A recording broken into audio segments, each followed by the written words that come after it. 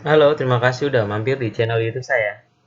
Kali ini saya akan membahas tentang BIM, Build Information Modeling. Jadi sistem yang selalu saya gunakan dalam menggambar gambar kerja atau pelaksanaan fabrikasi dan erection di lapangan. Saya menggunakan sistem BIM ini udah lama, udah hampir 5 sampai 6 tahun yang lalu. Jadi BIM adalah build information modeling. Jadi bukan aplikasi maupun software. Software bisa menggunakan apa aja. Yang pasti BIM adalah suatu konsep alat kerja dengan berbasis 3D model. Jadi semuanya 3D modeling, tapi detail, bukan 3D modeling tampak ya. Jadi 3D modeling detail dari ukuran sampai dimensi-dimensinya serta ukurannya itu detail dari sekecil dari dari berbagai macam material yang ada dalam penyusun bangunan itu sendiri. Ini gambar ini salah satu project yang pernah saya kerjakan, yaitu project Pertamina Water Treatment. Ini saya menggunakan sistem BIM ini. Jadi dari ukurannya udah saya keluarkan dalam bentuk 3D model ya. Jadi sistem BIM ini bisa disisipkan beberapa bagai bisa digabungkan dengan berbagai macam istilahnya, dari sipil, dari pondasi, dari kekuatan kekuatan struktur, dari sipil, dari arsitektur, dari ME, kelistrikan, semua bisa kita 3D modelkan jadi suatu sistem BIM ini. Sebagai salah satunya contoh ini. Oke, saya bedah lebih lanjut ya. Karena saya rasa mungkin tanpa contoh mungkin bingung untuk mengaplikasikan BIM ya. Kita pecah detailnya. Tadi gambar tampak, ini udah gambar detail. Jadi dari kuda-kuda, kolom, tatanan kuda-kuda, jarak antar kolom, lebar bentangan, semua sudah kita aplikasikan dalam bentuk 3D model dengan ukuran dan detail yang sebenarnya seperti di lapangan. Jadi kelebihan dari 3D model ini ya, itu kita bisa tahu sebelum pengerjaan, itu bisa tahu crash mana yang bakal akan terjadi ya, kesulitan pengerjaan atau pengerjaan itu tidak dapat dikerjakan. Itu bisa tahu dari kita dengan acuan dari gambar rencana yang dikasih owner ke kita.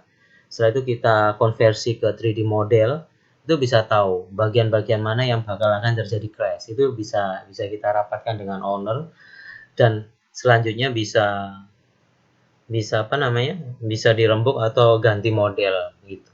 Jadi keuntungannya BIM di sini. Dan pasti kita bakal tahu kesusahan dan kesulitan dari dari suatu desain rencana yang akan diaplikasikan eh, di lapangan seperti fabrikasi dan erection ya. Seperti hal contohnya seperti ini. Jadi ukurannya keluar semua, dari ukuran jarak gordeng, ukuran cladding, jalusi, kolom, semua sudah didetailkan. Jadi ukurannya keluar semua. Jadi kita pasti tahu bakal ada clash apa aja yang akan terjadi bila gambar rencana itu tidak bisa diaplikasikan di lapangan. Sebagai contoh seperti ini dari gambar ukuran dan detail ukurannya ya. Jadi ada yang jauh tampak lebih rumit lagi. Ukuran, jarak. Untuk aplikasi di lapangan, erectionnya seperti ini, Bapak bisa lihat.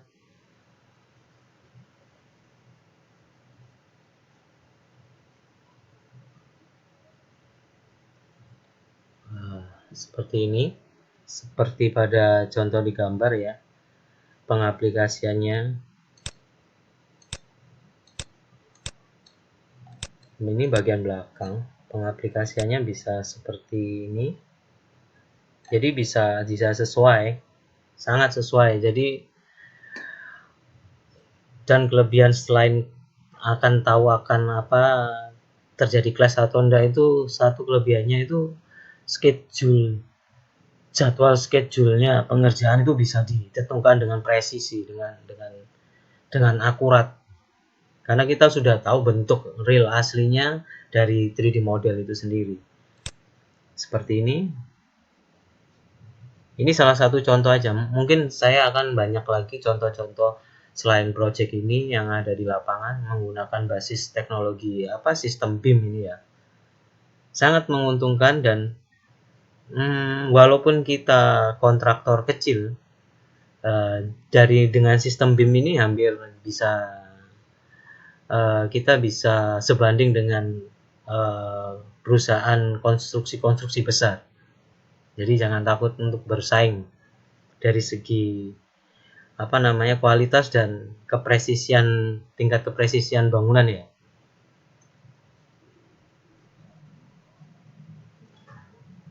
Oke, seperti ini. Oke, ini untuk di gambar ini kolom, ini atap lengkungnya trim roof ya.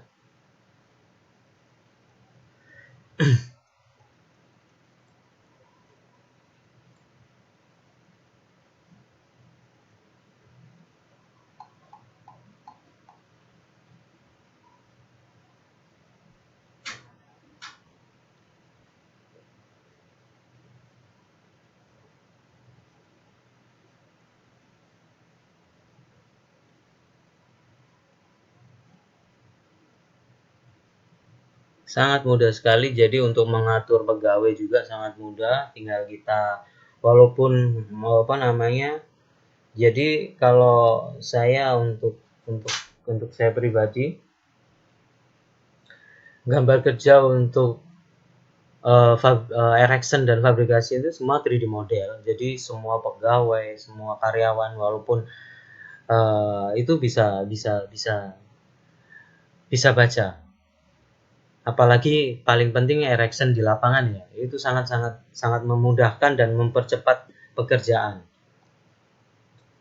Jadi basisnya udah 3D modeling semua, dari ukuran, jenisnya. Walaupun itu tingkat kerumitan dari bangunan itu sendiri tinggi ya, bakal bisa diaplikasikan tanpa membuang waktu di lapangan untuk erectionnya ya. Karena setiap material pun kita kasih pengkodaan. Jadi per tahapnya, dari tahap awal sampai akhir itu udah terinci material-material mana yang akan di erection terlebih dahulu. Mungkin untuk videonya seperti ini.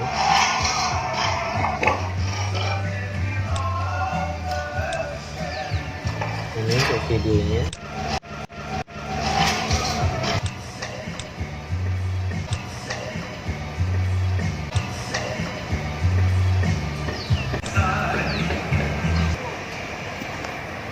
Kurang lebih seperti itu sistem BIM ya.